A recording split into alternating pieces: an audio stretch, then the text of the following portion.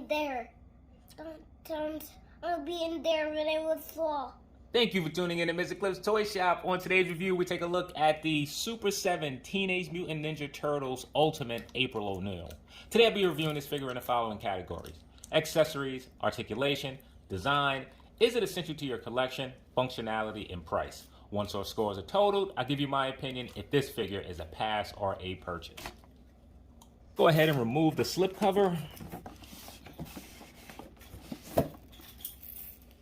And not too bad, especially when it comes to the accessory. April comes pretty loaded here. So let's remove her out of the packaging. So for accessories, April comes loaded. So let's start with what comes with every single figure. You get accessories already attached as they did with the original toy. This one here, you have to assemble it if you decide to take this apart, which I probably will, as there's some pretty cool pieces. So you get a briefcase, which looks like this, absolutely no paint, and you do have a large gap in here, which I don't like. You do have a camcorder, which is cool. There's some paint on it. You can see the silver and red. You get a camera stand, I'm assuming this is. See that it just came apart. Not sure if this just, okay, it didn't break. I see where it ports in. Then you get a turtle communicator. You actually receive two, one closed, and we'll jump to this one. One open with a picture of Donnie on the other end. That's pretty cool. You get a mic, and I really like this here. You know, a simple accessory, but nice touch. And you get a flashlight. Another one that I really like here. Now we get to some things which I don't remember, and this is a pistol. I do not remember April having this in the toy version. I certainly don't remember this in the cartoon, but hey, maybe it was in there. It's been a long time since I've seen the original Turtles. Then you get two throwing stars. I don't think this is the same one that came with the Turtles. It is absolutely not in the same color. Those were more silver in nature. This here is a dull gray, and I think it's a lot smaller. Then we receive four pair of hands, excuse me. 8 hands in total. Not a lot to the hands. There are some impressions on the inside, which is cool. Hard to really distinguish the nail from the fingers themselves. And then we get, count them, 3 head sculpts, and I think that this has to be one of the highlights. And I think all of the head sculpts look pretty good, painted fairly well. The cheeks are super rosy. Then you have one that has the communicator, her headphone set on. I really like this one. So for overall accessories, when it comes to April, they did not disappoint. I'm going to give her a 10 out of 10. So many accessories, I almost forgot her work pass. I really like this, and it has a string so that you can place it around her neck.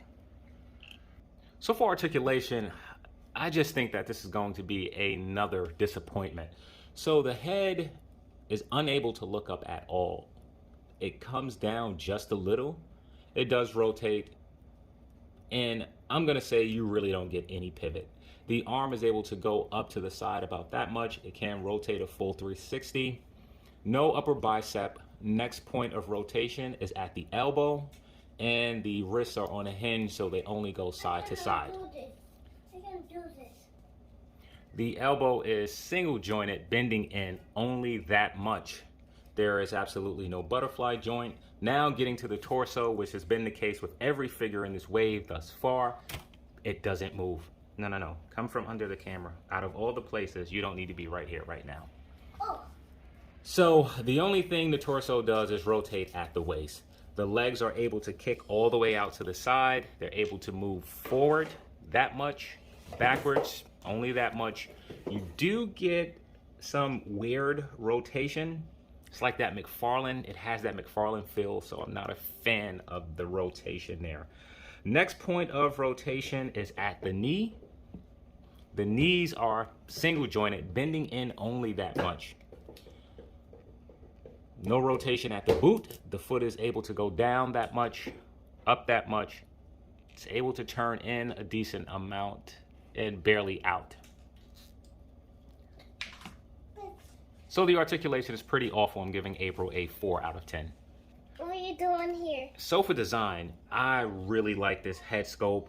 I think it's just, it is hitting at all angles. I really like the look of this. It really looks great.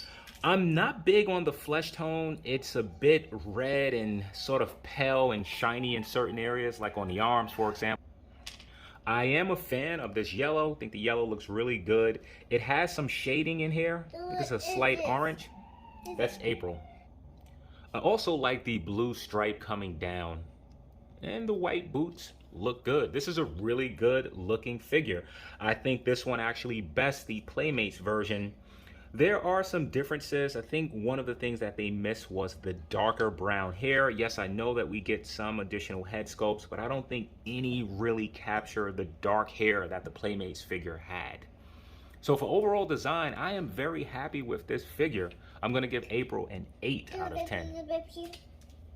All right, so now is April Essential. Before we jump to that, I want to say with the brown hair actually on her, it looks a lot different. So this is very reminiscent to the original Playmates toy. King, why do you wait till I'm on camera to just have conversations with me? Can we finish reviewing April? You can't sit here, you're gonna knock the camera off. So as far as being essential, April played a huge role in the original Teenage Mutant Ninja Turtles cartoon, not nearly as important as the Turtles. So when it comes to April being essential, I'm gonna give her a 9 out of 10. So for functionality, we may be here for a while. I wanna go ahead and pop this head off. I want to put her work pass on. So for work pass on, I'm gonna go ahead and place on the head that has the headset. Get that to pop on. All right, it's not popping. So I'm gonna go ahead and pop off these fisted hands. We have a gripping hand and more of a holding hand. So I'm gonna put the holding hand on one side, pop this off, and put the, what looks like a trigger finger hand here. Is this the first way? So with this open hand here, I'm gonna attempt to put the microphone in, which is a bit thick. That may not work. Let's try. Oh, that was the flashlight, sorry. Let's try the mic. All right, gotta be careful putting that in and out. It was a pretty tight fit. Let's see if I can find the pistol. I just like saying pistol. So that goes in easy enough. Now I'm gonna try to put the flashlight in this hand again. The fingers before were actually mended together. As I forced this microphone through, it actually popped or removed a piece of plastic, so now it's more pliable. And yes, now I can get the flashlight in. Removing that, she has a few more accessories, which I don't think the hands will hold the turtle comms properly. Hey, can you stop banging on pots? So before I remove this hand, let's just try to get this throwing star in here. She actually holds that pretty good. Let's remove this hand for a moment. Let's put this one in, as I think this is going to be the better option to holding the turtle comm, and she can hold it like this. And the same thing with the closed one. It's not a great fit, but you can get it to work. So with the camera stand, it looks pretty warped. It came out of package that way, so I think we're gonna have a hard time standing this. I'm gonna mount the camera up top. And it almost seems like it should have an additional leg. Let me check just to make sure I didn't drop any items. So unless my son put a piece somewhere, and I don't think he did, this is actually missing a third leg. Now I can use the accessories that come up here to take one of these pieces on, but at the time I don't want to use to remove pieces from here. So I'm just gonna have to hold this.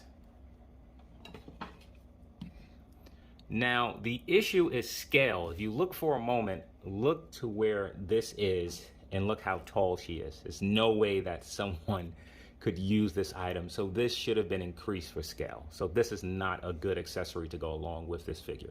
You're better off just holding the camera in hand. And we know back in '87, the cameras weren't that small. So now let's take a look at April.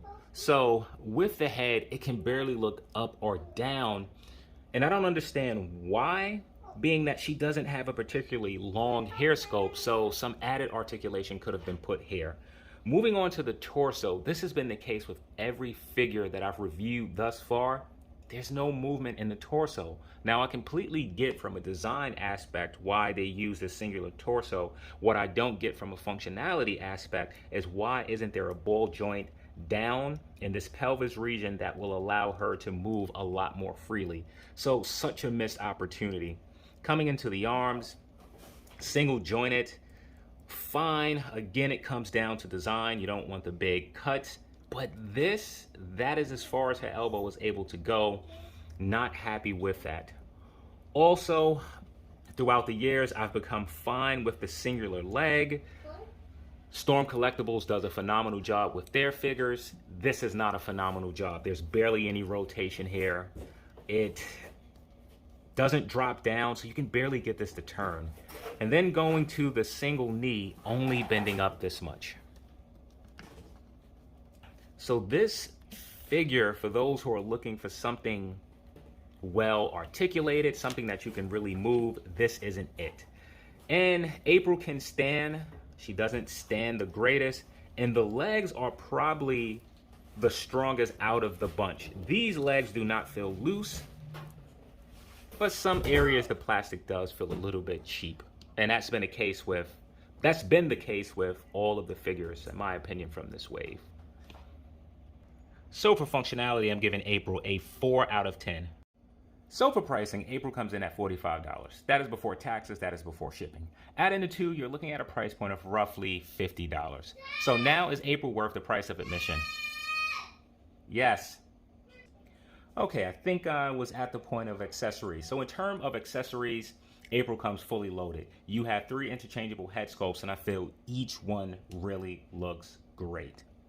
In addition to that, you have 4 pair of hands, and you have a number of accessories to go along with all of those interchangeable hands. So for price, I'm going to give April a 9 out of 10. That should give April an overall cliff score of 44 out of 60. So now, is she a pass or a purchase? I think Super 7 did a very good job when it comes to design of this figure. They really took the original one, incorporated what was there, and in my opinion, made a good upgrade when it comes to the design of this figure. That's not to say that this figure is without issues. The functionality and articulation is really strongly lacking on not just April, but all of the characters that I reviewed from the wave thus far. With that said, I think that this is still a pretty good figure. So is she a pass or a purchase? I'm going to say that April is a purchase. So here's April by herself. Let's go ahead and throw in Metalhead next to April. I'm going to need to lean him on the wall. Let's go ahead and throw in Raphael. What are you doing to him? Why are you like that? Because you knocked his arms off. Oh. No. Let's throw in Rocksteady. I want him right there. I want to say he's kind of right there. Mm-hmm. All right, let's remove Metalhead for a moment. Let's put in a Power Rangers from the Lightning collection. And let's remove Rocksteady for our last comparison. Here she is next to Lady Jane from the G.I. Joe Classified series. Dude, what is... So thank you for tuning in to Mr. Cliff's Toy Shop. I hope to see you during the next review.